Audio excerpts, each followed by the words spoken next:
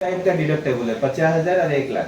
ठीक है, अगर मैंने बता देता हूँ deductible with deductible without deductible. इसमें पिन कोड पूछ रहा है, पिन कोड हम डाल देते हैं सपोज। ठीक है, एक पिन कोड मैंने डाल दिया कोई रैंडमली, और पेमेंट मेथड फुल पेमेंट ही रहना है।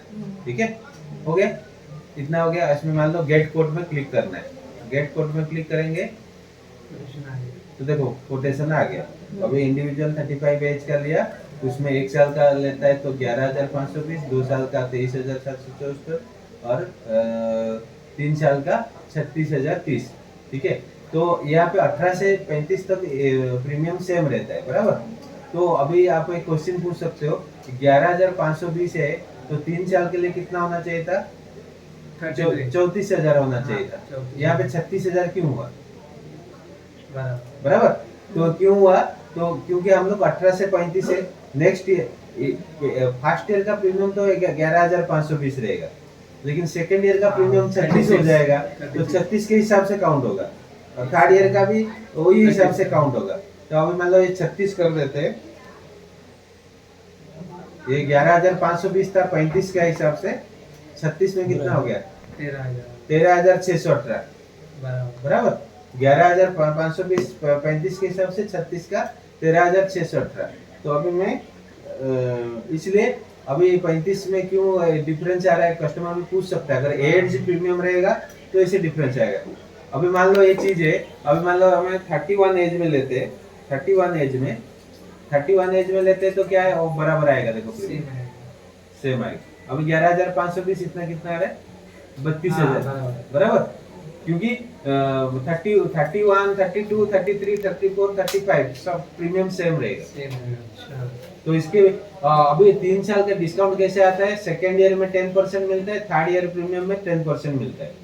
सपोज 11,520 ये पहले साल का प्रीमियम, ठीक है। सेकेंड साल का भी 11,520, लेकिन 11,520 नहीं काउंट होगा, 11,520 का 10% लेस करके ऐड होगा इसमें। फिर थर्ड ईयर का प्रीमियम 11,520 का 10% लेस होके ऐड होगा, तो टोटल करोगे ना 32,253 आएगा। समझे श्याम सुंदर? अभी जो कोटेशन लेना है, सपोज कस्टमर 1 ईयर्स के लिए है, 2 ईयर्स के लिए, 3 ईयर्स के लिए, तो कस्टमर 3 ईयर्स के लिए भी ले सकता है ना? हाँ, 3 ईयर के लिए तो बेटर है ना। देखो इसमें 1 ईयर के लिए 11,520, 3 ईयर के लिए तो 32,253। उसमें क्या था, 34,000 कुछ हो रहा है। अगर 11,520 से इंटू 3 करेंगे तो कितना हो रहा है? 34,500 आ रहा है ऐसे। अभी ये 32,253 में 3 साल लेंगे तो फायदा है ना, डिस्काउंट मिल रहा है। ओके, बराबर। तो ये बता सकते तो कस्टमर को डिस्काउंट मिल रहा है। हाँ, डिस्काउंट मिल रहा है ना। अभी देखो, अभी 1 साल का 11,520, अभी हम इसी हिसाब से 3 साल का काउंट करेंगे तो 34,500 होना चाहिए, लेकिन हमको कितना मिल रहा है? 32,253 में 2,300 का डिस्काउंट। हाँ, तो मिल रहा है ना कुछ नहीं। अगर 3 साल का एक साथ प्रीमियम पे कर देगा तो बेटर है ना कस्टमर का। ठीक है, मान लो ये देखो, ये अभी 11,520, कोई कस्टमर बोलता है मेरे पास दूसरा इंश्योरेंस पॉलिसी है और मेरे पास कॉर्पोरेट पॉलिसी है, तो आप क्या करोगे?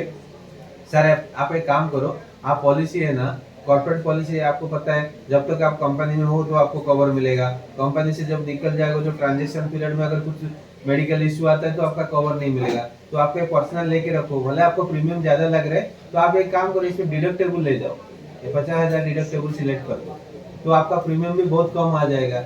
अभी 11,520 आ रहा था, अभी कितना आ रहा है? देखो कितना आ रहा है? 6,335। क्यों आ रहा है? क्योंकि वो 50,000 उन्होंने डिडक्टेबल सिलेक्शन किया। ये सारे डिडक्टेबल क्या है? ये डिडक्टेबल मतलब ये एक ऑप्शनल कवर है। क्लाइंट अगर चाहता है मैं 50,000 डिडक्टेबल रखूंगा, मतलब जो भी हर साल में जो भी पहला क्लेम आएगा, पहला 50,000 क्लाइंट को देना पड़ेगा। ओके, इसके ऊपर जो रहेगा वो इंश्योरेंस पॉलिसी से ले सकते हैं। समझ रहे? जैसे टॉप अप प्लान, जैसे टॉप अप प्लान कह रहे थे ना, मतलब आपका 5 लाख का पॉलिसी चल रहा है, उसके ऊपर आप 15 लाख का टॉप अप ले लिया, तो आप टॉप अप प्लान लेने के टाइम पे भी पूछेगा डिडक्टेबल कितना रखना है, तो आपका जितना इंश्योरेंस पॉलिसी है उतना रखोगे, 5 लाख रखोगे, और डिडक्टेबल 5 लाख रखोगे, मतलब इसका मतलब क्या होगा, जो भी क्लेम आएगा पहला 5 लाख आप भरोगे, इसके ऊपर का जो क्लेम अमाउंट जाएगा टॉप अप अमाउंट से ले सकते हो। लेकिन ये टॉप अप प्लान नहीं, एक टॉप अप प्लान जैसे बनाया गया है कि ये जो डिडक्टेबल ऑप्शन देके, ठीक है।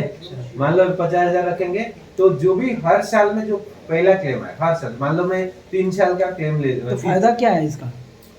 फायदा देखो, अभी कस्टमर के पास एक पॉलिसी है ऑलरेडी, अगर पॉलिसी है तो उसको तुम क्या दे सकते हो, टॉप अप ही दे सकते हो ना। हाँ, तो ये टॉप अप नहीं देके कि मेन इंश्योरेंस प्लान भी दे सकते हो तुम, बेनिफिट है उसी। वो बोलो सर आपके पास जो प्लान है अगर रखो, आप एक काम करो, मैं आपको एक